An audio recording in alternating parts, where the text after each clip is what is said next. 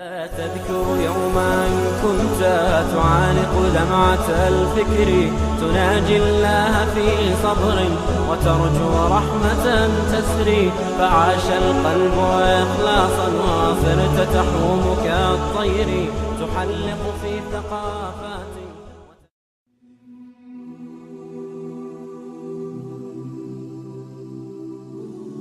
Öyleniş meselesinde bir müminge qaraysiz ki o her qandaq narsadan şu qizning öylenmekçi bo'lgan qizning dinini eng üstün o'ringa birinci şart, birinci talab qiladi. Dini muhim manga deydi. Yana birisiga qaraysiz ki o mal dunyosi, chiroyi, go'zalligi bu narsani oldin o'rin qo'ydi.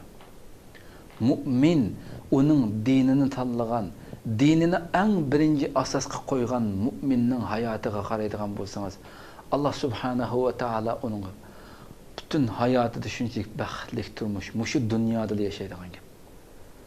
Amma onun işpiti, onun şerefi, diniga sal qaragan, güzel boslu bo'ldi, men ko'zimning yig'ini yeyish kerak deb qaragan, buni hammadan birinchi o'ringa qo'ygan insonga qaraydigan bo'lsangiz, uning hayotida balki har bir mushu televizor oldida o'ltagan yoki radioda anglayotgan qarindoshlarimiz qanchilgan qissalarni hayotida o'zining do'st birodarlari atrofidagi kishilardan anglagan bo'lishi mumkin. Shundoq do'stlari ham bo'lishi mumkin. Shundoq narsa bilan qizni ana shu go'zallik jihatida tanlagan, boshqa narsa, menga go'zal bo'lsa, uning dini, pini, boshqa narsa muhim emas menga deb qarab to'y qilgan, shundoq hayotini kechirgan insonlarningki qandoq oqibatga qolib qolganligini, qandoq turmush kechirganligini har bir qarindoshlarimizning anglagan yoki ko'rgan bo'lishi mumkin. Onun hayatı cehennemden bir parça bulduğun gibi kadarlı kıyırlar.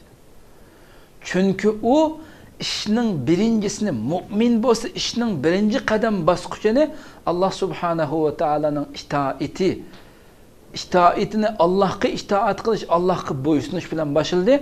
Neticesinde bu hayatı dünyada gördü. Ahiretlikse başka. İkinci bir şahıs özünün şehvet, nefsini aldığınca orunga koyup başladı. Ve muşu dünyadan başlayıp gördü onun akıbetini. Öyle bakayla Allah subhanahu ve taala Kur'an-ı Kerim Sure Bakara'da şunu dedi. وَلَا تَنْكِحُ الْمُشْرِكَاتِ حَتَّى يُؤْمِنَّ وَلَا أَمَةٌ مُؤْمِنَةٌ خَيْرٌ مِّن مُشْرِكَةٍ وَلَوْ أَعْجَبَتْكُمْ وَلَا تُنْكِحُ الْمُشْرِكِينَ حَتَّى يُؤْمِنُوا وَلَا عَبْدٌ مُؤْمِنٌ خَيْرٌ مِّن مُشْرِكٍ وَلَوْ أَعْجَبَكُمْ أولئك يدعون إلى النار والله يدعو إلى الجنة والمغفرة بإذنه ويبين آياته للناس لعلهم يتذكرون. ولا بقيل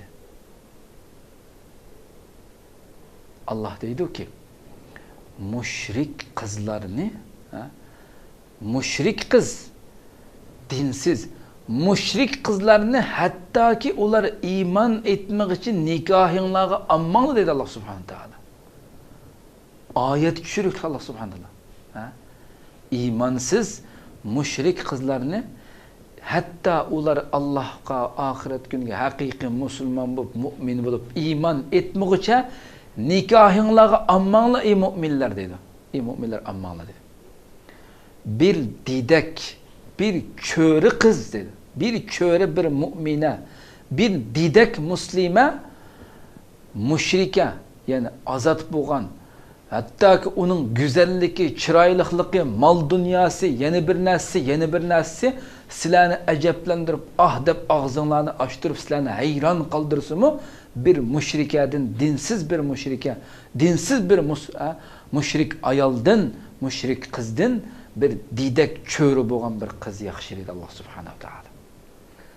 Ayetinin ikinci teması şundak deydi ki وَلَا تُنْكِحُ الْمُشْرِك۪ينَ حَتَّى يُؤْمِنُوا hem deydi ki sizler müşrik erlerge ular iman etmek için kızlarınlarını nikahlap koymanlar, kızlarınlarını beğenmeli dedi Allah subhanahu teala. Müşriklerine, kafirlerine bularga ular iman etmek için, Allah'a iman etmek için, hakiki mümin olmak için ulara kızlarınlarını nikahlap beğenmeli. Toyunu kıp koymalı, kızlarınlarını beğenmeli dedi. Deydi ki bu müşrik silahını ayran kaldırısı mı? qaddi qomati kelishganligi bilan, mol dunyosi bilan, kuch quvvati bilan, yana bir narsa bilan sizlarni hayron qoldirsimi? O mushrik, o iymonsiz sizlarni shunda hayron qoldirsimi?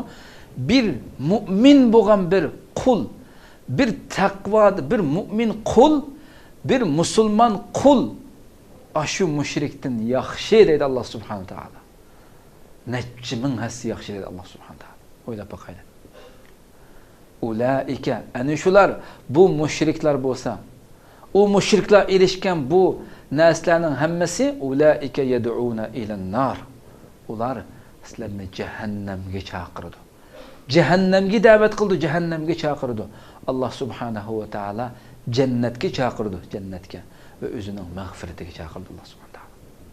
Alloh o'zining oyatlarini insonlarga la'allahum yatazakkarun, ular vaz nasiyat olsin, tushunsin, buni bilsin deb shunday bayon qildi dedi Alloh subhanahu taolo. Qadrli qarindoshlar, o'ylab boqaylik, shahvati bilan yo'lga chiqqan, o'z shahvati, o'zining shu nejis shahvati bilan yo'lga chiqqan, bu nuqtadan yo'lga chiqqan kishiningki, qizvol degan shu ko'zning yig'inaydigan bo'lish kerak deb yo'lga chiqqan bu maxluqning hayoti, uning dini pini hech bir narsa bilan ishim yo'q degan. Albatta, go'zallik din bilan birlashsa, dini ham taqvodorlik ham yuksak pallada shundan yaxshi bo'lib, ham go'zal bo'lsa, u fabiha va ni'mat, u nihoyatda go'zal ish bo'ldi. Ammo lekin dindor, nihoyatda go'zal taqvodor birisi turib, buni tanlamasdan, buni asosiy o'ringa chiqarmasdan, yana bir faqat qiz izlagan vaqtda go'zalligini, chiroyliligini izlash, bu talab birinchi o'ringa chiqishi, bu bir musibat, qadrli qarindoshlar. Musibat.